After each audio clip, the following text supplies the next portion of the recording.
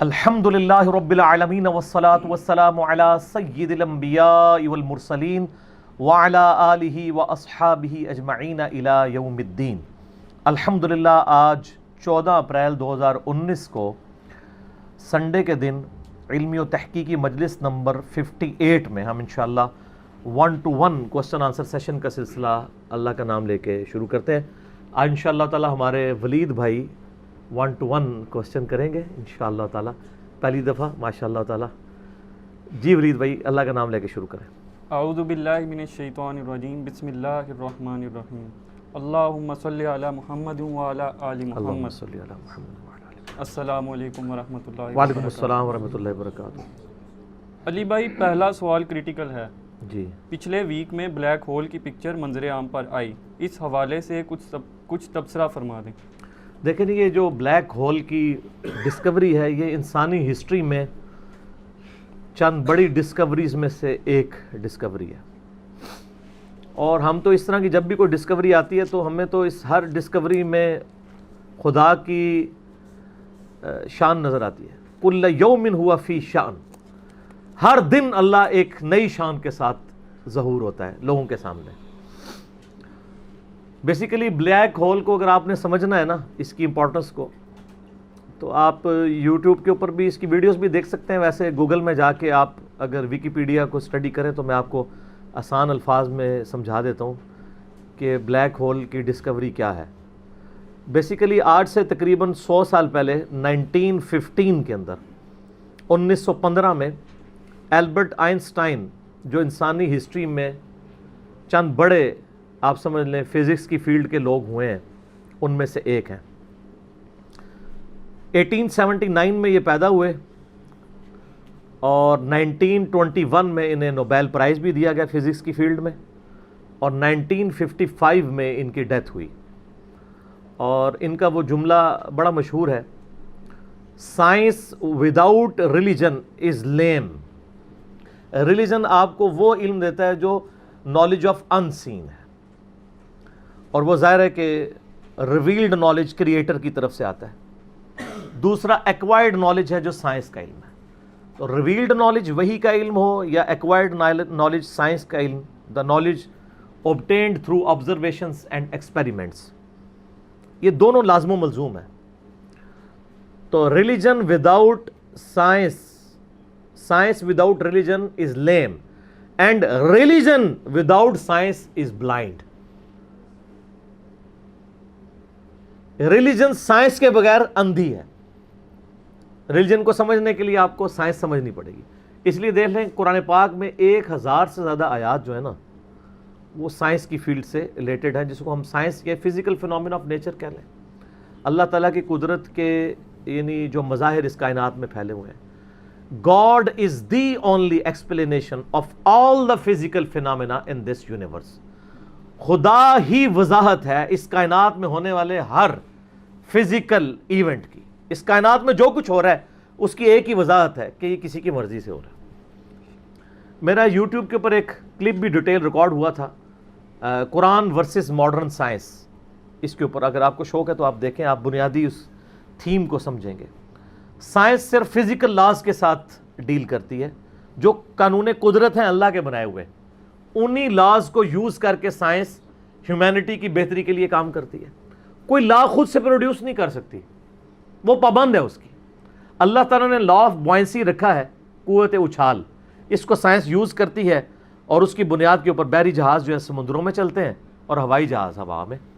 لیکن law of buoyancy تو اللہ کا بنایا ہوا ہے نا، وہ ختم ہو جائے اگر لا آف بوائنسی اگر ارشمیدس نے بتایا تو اس نے ڈسکور کیا ہے۔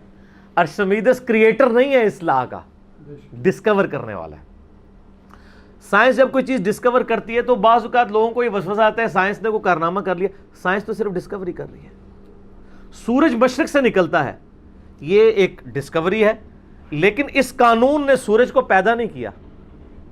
انڈے سے چوزا نکلتا ہے اور پھر انڈے میں یہ تبدیلیاں آتی ہیں، سائنس اس کو ڈسکور کرتی ہے، لیکن ان تبدیلیوں نے اور ان لاز نے انڈا نہیں بنایا، انڈا کریٹر نے بنایا۔ تو ڈسکوری سے ہمیشہ آپ ہر سٹیپ اللہ کی طرف طے کر رہے ہوتے ہیں۔ تو یہ کائنات اللہ تعالیٰ کا فعل ہے اور قرآن اللہ کا قول ہے. قول اور فعل میں تضاد نہیں ہوتا. اللہ نے جتنے physical phenomena of nature discuss کیے ہیں وقت کے ساتھ ساتھ وہ چیزیں ریویلڈ ہو رہی ہیں الحمدللہ, اور یہ ہمیں خدا کی طرف لے کے جاتی ہیں. تو میں البرٹ آئنسٹائن کی بات کر رہا تھا. 1879 میں پیدا ہوئے, 1955 میں فوت ہوئے. 1921 میں انہیں نوبیل پرائز دیا گیا فزکس کی فیلڈ کے اندر. اور فزکس کی فیلڈ میں ان سے بڑا کوئی سائنٹسٹ نہ ان سے پہلے گزرا ہے نہ ان کے بعد, بلکہ انہوں نے تو فزکس کا دھارا ہی بدل دیا.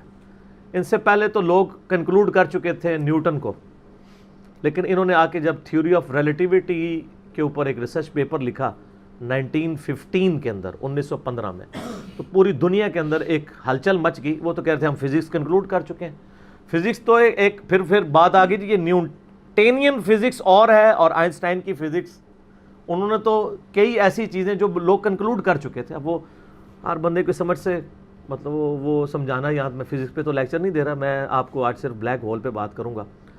تو انہوں نے اس وقت میتھمیٹیکلی یہ چیز پروف کی تھی کہ کائنات کے اندر, یعنی انہوں نے دیکھا نہیں تھا, یہ ان کا یہ کانسیپٹ تھا کہ اگر کسی جگہ پہ بہت زیادہ میس کنسنٹریٹ کر جائے اور اس کا والیوم آلموسٹ زیرو نیگلیجیبل ہو, تو اس میس کے اندر گریویٹیشنل فورس, قوت کشش ثقل, جس کی وجہ سے چیزیں ایک دوسرے کو کھینچتی ہیں. یہ میں گلاس جب یہاں سے چھوڑوں گا تو نیچے جائے گا, اوپر نہیں جائے گا, اس لیے کہ زمین اسے اپنی طرف کھینچ رہی ہے. تو اس کی ایک طاقت ہے جس سے وہ 9.8 میٹر پر سیکنڈ اسکوئر کی ایکسلریشن ہوتی ہے.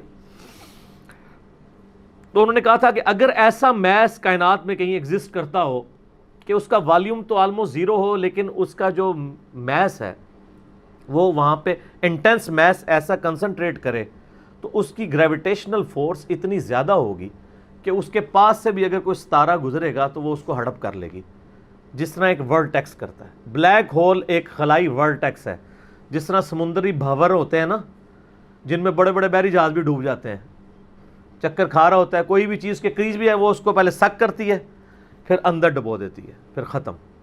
اس طرح خلا کے اندر بھی ایسے ورٹیکس ہو سکتے ہیں جہاں پہ کنسنٹریٹڈ ماس ایگزسٹ کرتا ہو, اور وہ گریویٹیشنل فورس اتنی ہوگی کہ ایون لائٹ بھی اس میں انٹر ہونا تو وہ بھی اسکیپ نہیں کر سکتی, جو اس کائنات کی سب سے تیز ترین چیز ہے اور ایبسولوٹ کانسٹنٹ ہے. آئنسٹائن نے تو یہ بھی کہا نہ ٹائم کانسٹنٹ ہے نہ میس کانسٹنٹ ہے, سپیڈ آف لائٹ یہ کانسٹنٹ ہے, لیکن وہ بھی اس سے اسکیپ نہیں کر سکتی. اور سپیڈ آف لائٹ آپ کو پتہ ہے کتنی ہے؟ 300,000 یعنی 3 لاکھ کلومیٹر ایک سیکنڈ میں. روشنی اتنی تیز ہے کہ ایک سیکنڈ میں زمین کے 7 چکر کاٹ سکتی ہے. یوں 1,86,000 میل فی سیکنڈ یا 3 لاکھ کلومیٹر فی سیکنڈ. زمین کا سرکمفرنس 40,000 کلومیٹر ہے, یعنی ایک طرف سے چلیں واپس آئیں 40,000 کلومیٹر ہے. تو ایک سیکنڈ میں روشنی زمین کے 7 چکر کاٹ سکتی ہے. اسی لیے کائنات کے فاصلے جو ہیں وہ روشنی کے اعتبار سے ماپے جاتے ہیں. یہ اتنے لاکھ نوری سال, اور ایک نوری سال ہی بہت زیادہ ہوتا ہے. 1 لائٹ ایئر یہ ہے کہ روشنی ایک سال تک اسی رفتار سے چلتی رہے تو جتنا فاصلہ طے کرتی ہے. وہ تو آپ میرا ہوئیز اللہ والا لیکچر دیکھ لیں, مسئلہ 60, اس میں میں نے پھر بتایا کہ کائنات کے فاصلے کتنے ہیں. تو آج ہم بلیک ہول کے اوپر بات کر رہے ہیں. تو وہ بلیک ہول کا ان کا ایک کانسیپٹ تھا کہ ایسا اگر ہو تو ہو جائے گا. پھر سائنٹسٹ نے اس پہ کام کرنا شروع کیا. آپ ہسٹری دیکھیں, کرتے کرتے 3-4 سال پہلے سے انہوں نے ابھی وہ اس کے اوپر, یعنی دنیا میں جتنی ٹیلیسکوپس تھیں بڑی بڑی 8 ٹیلیسکوپس انہوں نے فٹ کی, جو کئی یعنی سالوں تک وہ امیج لیتی رہی ہیں. وہ امیجز جوڑ کے تو انہوں نے بہرحال ایک بلیک ہول ایسا دریافت کر لیا ہے کہ جو واقعی جہاں پہ یہ پوری کہکشائیں بھی غائب ہو جاتی ہیں, اور یہ فزیکلی اس کی ویڈیو بھی انہوں نے منظر عام پہ لے آئے ہیں. تو سر یہ تو کریشن ہے نا جی, اصل تو ان ساری چیزوں کے پیچھے کریٹر ہے. God is the only explanation of all the physical phenomena in this universe. Science تو صرف آپ کو چیزوں کی نو ہاؤ دیتی ہے, جو پیچھے ول آف کریٹر ہے, ول آف گاڈ ہے. ظاہر سائنس تو وہ پھر آئنسٹائن نے خود ہی کہہ دیا نا کہ science without religion is lame and religion without science is blind. تو یہ بلیک ہول کی دریافت بہت بڑی دریافت ہے. باقی جو لوگ اس کو دھکے سے وہ قرآن پاک کی آیات میں فٹ کرنے کی کوشش کرتے ہیں وہ ساری ہماری اسیسمنٹس ہی ہیں. اس طریقے سے ایک جس طرح سورۃ الواقعہ میں آیت وہ لے کے آتے ہیں نا، فلا اقسم بمواقع النجوم وانه لقسم لو تعلمون عظیم، میں قسم یاد فرماتا ہوں ان جگہوں کی جہاں پہ ستارے ڈوبتے ہیں، اور کاش تم جانتے ہوتے کہ یہ کتنی بڑی قسم ہے جو ہم نے یاد فرمائی ہے. تو بعض لوگوں نے اس آیت کو بلیک ہول کے ساتھ ریلیٹ کیا ہے کہ ستاروں کے ڈوبنے کی جگہ وہ بلیک ہولز ہیں جہاں پہ پوری پوری کہکشائیں غائب ہو جاتی ہیں. مے بھی ایسا ہو بھی سکتا ہے. جو پرانے مفسرین ہیں وہ اس کو ستاروں کی منازل کہتے ہیں. تو میرا موقف یہ ہے کہ قرآن پاک کی آیات آفاقی ہیں. ہمارے پرانے مفسرین کو اگر کوئی باتیں سمجھ نہیں آئی ہیں نا کسی مسئلے میں، اور ان کی جو اتنی آبزرویشن تھی اس میں ہی وہ فٹ کرتے تھے، وہ اپنی جگہ ٹھیک تھے. آج اگر کوئی نئی ڈسکوری ہوگی ہم اس میں اس لیے فٹ کرتے ہیں کہ اللہ تعالیٰ نے قرآن پاک کو قیامت تک کے لیے مسلمانوں یا انسانیت کی رہنمائی کے لیے رکھا ہوا ہے. ہر آنے والا وقت قرآن پاک کی نئی چیزیں لوگوں کے سامنے لے کے آئے گا. یہ جو علق کا ترجمہ ہمارے پرانے لوگ کیا کرتے رہے، اقرأ بسم ربک الذی خلق خلق الانسان من علق، تو وہ بعض لوگ پہلے ترجمہ کرتے تھے قرآن یعنی انسان کو اللہ تعالیٰ نے خون کی پھٹک سے پیدا کیا. حالانکہ علق کا یہ کوئی ترجمہ عربی کے اندر اس کے لیے کوئی لٹریچر کی بنیاد نہیں ہے. علق تو عربی میں کہتے ہیں سسپینڈڈ چیز کو، لٹکی ہوئی چیز. معلق اردو میں بھی ہم لفظ استعمال کرتے ہیں. اور اسی طریقے سے علق کا ترجمہ آج کی ایک یعنی ماڈرن دور میں عربک میں لیچ کے لیے بھی استعمال ہوتا ہے، جونک جو ہوتی ہے. اور اس کی اگر شکل کو دیکھیں آپ، یعنی جو ایمبریو ہے رحم مادر میں، وہ انیشلی سسپینڈڈ فارم میں لیچ کی شکل میں ہوتا ہے. تو اب جو نئے لوگ ترجمہ کر رہے ہیں وہ کہہ رہے ہیں ہم نے جونک نما سسپینڈڈ چیز کی حالت میں رحم مادر میں بچے کو، جنین کو، ایمبریو کو رکھا. تو وہ کہتے ہیں یہ تو پرانے والوں کو تو پتہ تھا، پرانوں کو نہیں، لیکن اللہ کو تو پتہ تھا نا. اور اللہ نے اس چیز کو قرآن پاک میں ایڈریس کیا ہے. سورہ حامیم سجدہ کی آخری آیات ہیں، سَنُرِيهِمْ آیَاتِنَا فِي الْآفَاقِ وَفِي أَنفُسِهِمْ حَتَّى يَتَبَيَّنَ لَهُمْ أَنَّهُ الْحَقُّ، ان قریب ہم زمین و آسمان میں اور تمہاری جانوں میں تمہیں ایسی نشانیاں دکھا دیں گے کہ تم پکار اٹھو گے، تم پہ یہ بات کھل جائے گی کہ قرآن حق ہے، خدا کی ذات حق ہے. تو یہ ہر آنے والا زمانہ، ہر سائنٹیفک ڈسکوری خدا کی طرف لے کے جاتی ہے. میں اکثر کہتا ہوں نا کہ سائنس تو صرف ڈسکور کر رہی ہے. زلزلہ کس طرح آتا ہے؟ ٹیکٹونک پلیٹس کی ڈسٹربنس سے. اب اگر سائنس سے پوچھیں وہ ڈسٹربنس کون کرتا ہے، اس کا ٹائم پیریڈ کون ڈیفائن کرتا ہے، وہ کہتے ہیں it is physical phenomena of nature. اور فزیکل فینومینا آف نیچر کے پیچھے تو خدا ہے، وہ ڈیسائیڈ کرتا ہے. کائنات میں ہونے والی ہر چیز معجزہ ہے. یہ الگ بات ہے کہ ہم چند معجزات کے عادی ہو چکے ہیں. اگر کسی شخص نے یہ آبزرو نہ کیا ہو کہ چوزا انڈے میں سے نکلتا ہے، ایک لمحے کے لیے سوچیں، اور وہ پوری زندگی انڈا کھاتا رہے، اسے ایک دن بتایا جائے کہ یہ جو تم انڈا کھاتے ہو نا، یہ جو تمہیں اتنے خوبصورت چوزے اور مرغیاں نظر آتی ہیں اس میں سے نکلتی ہیں، وہ کہے گا میں نے درجنوں دفعہ توڑا ہے، اس میں تو کوئی ایسی دور دور تک چیز نہیں ہے کہ اس میں سے چوزا بن سکے. ایمانداری سے بتائیں ایسا ہوگا کہ نہیں؟ یا ایک بے قدر بیج کسی کو دکھایا جائے اور اسے یہ بتایا جائے یہ جو اتنا بڑا تم درخت دیکھ رہے ہو نا، یہ اس میں سے نکلا ہے. وہ کہتا ہے یار اس میں سے کیسے اتنا بڑا درخت نکل سکتا ہے؟ وہ درخت تو اتنا بڑا ہے، یہ تو اتنا سا ہے، وہ تو 6 ارب گنا بڑا ہے. لیکن ہم عادی ہیں. آپ پھولوں کو دیکھیں، اگر پھول کسی کو جس کو یہ نہ پتا ہو یہ زمین کی کالی مٹی میں سے نکلتے ہیں، وہ کبھی بھی نہیں مانے گا کہ مٹی میں تو دور دور تک ایسی کوئی چیز نہیں ہے. فروٹ کو دیکھ لیں، کائنات کی ہر چیز ایک معجزہ ہے. یہ الگ بات ہے کہ ہم چند معجزوں کے عادی ہو چکے ہیں، اس لیے ہمیں وہ چھوٹے لگتے ہیں. ورنہ میں اللہ کی قسم اٹھا کے کہتا ہوں کہ مردے کا زندہ ہونا یہ چھوٹا معجزہ ہے، انڈے میں سے چوزے کا نکلنا اس سے بڑا معجزہ ہے. مردہ تو وہ پڑی ہوئی ہے لاش، وہی زندہ ہو رہی ہے نا. چوزے اور انڈے کا تو کوئی لینا دینا ہی نہیں دور دور تک. اس میں سے ایک لیسدار مادہ ہے، آپ وہ لیسدار مادہ اس میں سے نکال کے اوپن ایئر کے اندر لے آئیں، پھر آپ اس میں سے ذرا چوزے کی چونچ ہی کوئی ایک بنا کے بتا دیں. ابھی تو ہم انڈا بنانے کے لیے کسی کو کہہ ہی نہیں رہے، انڈا تو کوئی بنانے کا سوچ بھی نہیں سکتا. تو یہ جتنے physical phenomena of nature discoveries ہوتی ہیں، اس میں ہمارا ایٹیچیوڈ پرائمری یہ ہونا چاہیے کہ ہم اس کے بعد خدا کی شناخت کریں. قرآن پاک کی آیات میں اس کو زبردستی گھسیڑنے کی کوشش نہ کریں. کہیں کچھ بن بھی رہا ہوتا ہے, کہیں نہیں بھی ہو رہا ہوتا. ہم بھی یعنی کوشش کرتے ہیں جو قریب قریب وہ بات کر دیتے ہیں, ادروائز مجھے بھی ساری باتیں پتہ ہیں جو لوگ کرتے ہیں, لیکن یہ ساری چیزیں قرآن میں نہ بھی لکھی ہوں. اصل چیز یہ ہے کہ ہر فزیکل فنامنا آپ کو اللہ کی طرف لے کے جاتا ہے. تو یہ بلیک ہول کی ڈسکوری بھی اللہ کی قدرت کی بہت بڑی نشاندہی ہے, کیونکہ جس نے ڈسکور کیا ہے اس نے تو اس کو پیدا نہیں کیا, اس نے صرف جانا ہے. اور اس سے آپ یہ بھی اندازہ لگائیں کہ ہم یعنی کئی چیزیں اس کائنات کے اندر کہ جن کو ابھی ہم صرف ان کو جانتے نہیں, ان کی ڈیٹیلز تو چھوڑ ہی دیں, ہمیں تعارف بھی نہیں ہے. میں نے کئی دفعہ بتایا کہ اس کائنات کے اندر اس وقت 250 بلین گلیکسیز دریافت ہو چکی ہیں, 250 ارب. ان گلیکسیز میں سے ایک گلیکسی ہماری ملکی وے ہے, جس میں 300 ارب سے زیادہ سورج ہیں, جن میں سے ایک سورج یہ ہے, اور یہ سب سے چھوٹا سورج ہے. اس طرح کے 300 ارب سورج ہے, اور ایک ارب اتنا بڑا فگر ہے کہ اگر کوئی شخص 24 گھنٹے گنتی گنتا رہے نا, 25 سے 30 سال چاہیے ایک ارب گنتی گننے کے لیے. 24 گھنٹے اور کوئی کام نہ کریں. آپ 86,400 سیکنڈ, ہر سیکنڈ میں ایک دفعہ بھی گنے تو آپ 1 لاکھ کی بھی گنتی پوری نہیں کر سکتے, اور 25-30 سال تک گنتے رہے تو 1 ارب ہے. تو 300 ارب سورج ادھر ہیں, اور اس طرح کی 250 ارب گلیکسیز ہیں. اسی لیے سائنٹسٹ کہتے ہیں کہ سمندر کے ریت کے ذرے جو سمندر کے کنارے پہ ہیں وہ کم ہیں, کائنات میں جو سیٹلائٹس ہیں, سٹارز ہیں, وہ اس سے زیادہ ہیں. یہ اتنی بڑی کائنات ہے سر, کوئی امیجن نہیں کر سکتا. اور پھر اس کے اندر جو ہارمنی ہے سر, وہ سب سے بڑی بات ہے. کائنات خالی بنائی نہیں, بنا کے چھوڑ نہیں دی ہے, اتنی بیلنس ہے کہ وہ کسی کے چلائے بغیر چل ہی نہیں سکتی, اتنی بیلنس ہے.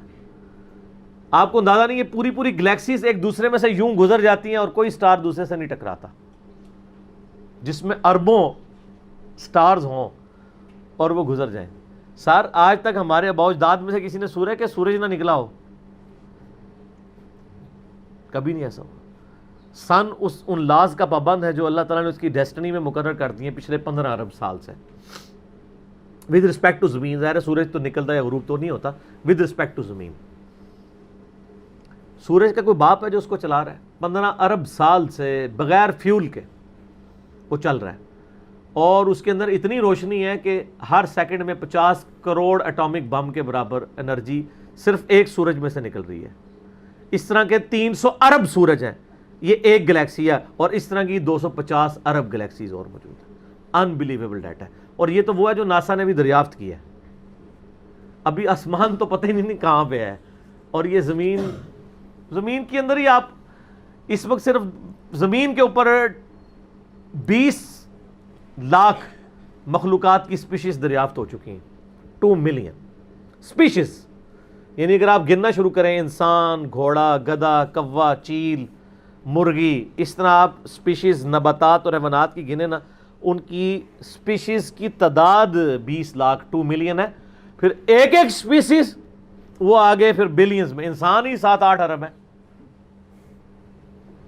زمین پہ صرف حشرات الارض, انسیکٹس اور کیڑے اتنے ہیں کہ ہر انسان کو اگر 20 کروڑ کیڑے دے دیے جائیں, 8 ارب کے قریب انسان ہے نا, ہر بندے کو کہا جائے 20 کروڑ لے لو کیڑے, تو اس سے زیادہ ہیں کیڑے. وہ تو صرف کیڑے کی بات ہو رہی ہے سر. تو یہ تو نہ ختم ہونے والا ڈیٹا ہے, اس پہ بہت بولا جا سکتا ہے. فی الحال ہم اس پہ ہی واپس آتے ہیں کہ آئنسٹائن کی جو ایک تھیوری تھی وہ آج پریکٹیکلی سامنے آ گئی ہے. کاش آئنسٹائن کوئی حافظہ اللہ ہوتا یا رحمہ اللہ ہوتا تو ہم بھی خوش ہو رہے ہوتے. خیر, ہم یعنی ان کی جو خدمات ہیں وہ تو ان کو تو اپریشیٹ کرتے ہیں, کوئی شک نہیں ہے. بالکل ان چیزوں سے ہمیں یہ بھی پتہ چل گیا کہ علم غیب کسی کے پاس نہیں ہوتا, اللہ تعالیٰ ایکوائرڈ نالج کے ذریعے کسی کو علم دے دے. ورنہ یہ ساری ڈسکوریز جو آج کل کی ماڈرن ایج میں ہے, پرانی ایج میں تو مسلمانوں نے بھی کچھ کی ہیں, لیکن ماڈرن ایج میں مسلمانوں کی کوئی دور دور تک کنٹریبیوشن ان چیزوں میں نظر نہیں آتی ہے. تو اس کا تعلق مسلمان یا کافر ہونے سے نہیں ہے, ایفرٹ کے ساتھ ہے. انسان کے لیے وہی ہے جس کی وہ ایفرٹ کرتا ہے. باقی ان ساری چیزوں کے بعد خدا کا تعارف کرنا چاہیے.